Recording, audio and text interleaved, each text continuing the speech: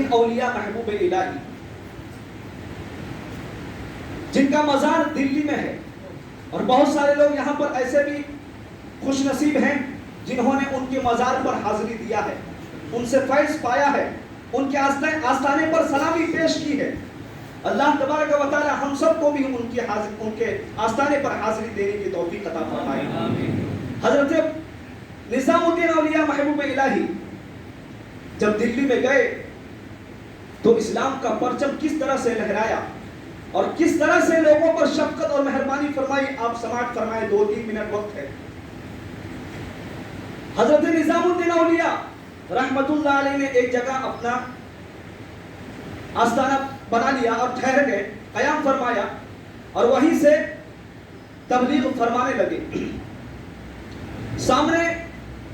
ایک غیر مسلم کا گھر تھا، دور دور سے لوگ آتے تھے اور آ کر حضور نظام الدین اولیاء کی بارگاہ میں زانو ادب طے کرتے تھے اور ان سے فیض حاصل کرتے تھے اور مریدی میں ان کے سلسلے میں داخل ہوتے تھے، مرید ہوتے تھے۔ دور دور سے شہرہ ہونے لگا، ہر طرف سے لوگ آنے لگے،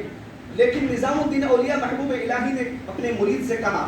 کہ ساری طرف سے، ہر طرف سے لوگ میرے پاس آتے ہیں اور فیض پا کر جاتے ہیں،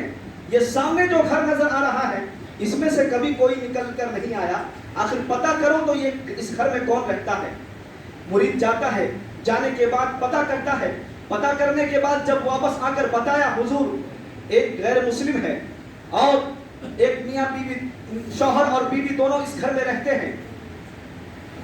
اسی وجہ سے ایک دن حضور نظام الدین اولیاء محبوب الہی نے فرمایا کہ اچھا یہ لوگ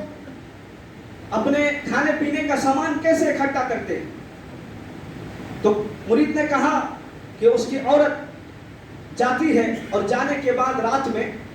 مٹکا بھر کر پانی بھر کر لاتی ہے اور لانے کے بعد اپنے شوہر کو پلاتی ہے اور خود بھی پیتی ہے۔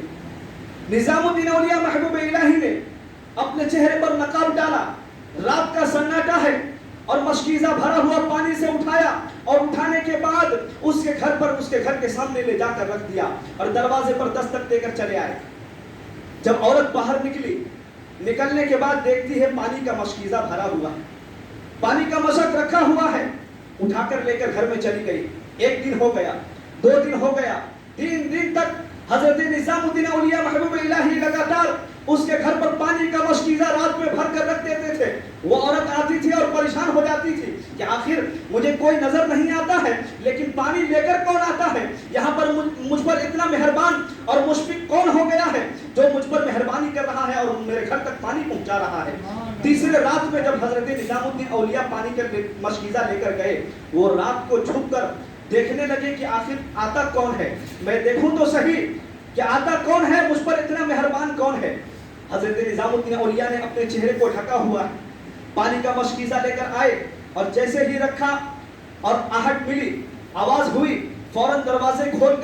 کو کھول کر وہ عورت باہر آ گئی۔ حضرت نظام الدین اولیاء پانی رکھ کر اور جانے لگے۔ وہ عورت آگے بڑھی اور بڑھ کر کہتی ہے، اے پانی لانے والے ذرا اپنا چہرہ تو دکھا دے،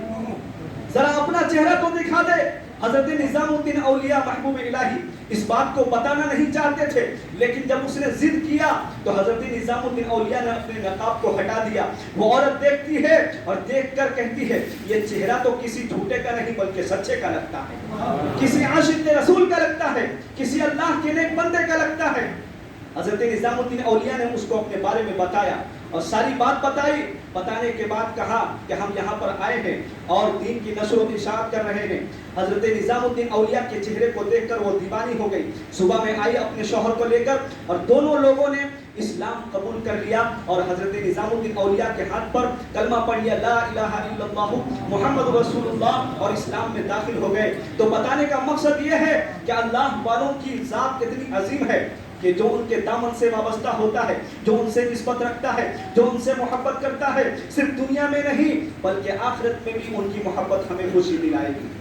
انشاءاللہ عز و جل۔ اللہ تبارک و تعالیٰ کی بارگاہ میں دعا ہے کہ مولا تعالیٰ ہم سب کو اولیاء کرام بزرگان دین کے تعلیمات پر عمل کرنے کی توفیق و رفیق عطا فرمائے، ان کے بتائے ہوئے طریقے پر زندگی گزارنے کی توفیق و رفیق عطا فرمائے، اور ان کے دامن سے ہمیشہ ہمیشہ وابستہ رہنے کی توفیق عطا فرمائے۔ وما علینا الا البلاغ المبین۔ کھڑے ہو جائیں، صفوں کو درست کر لیں، کھڑے ہو کر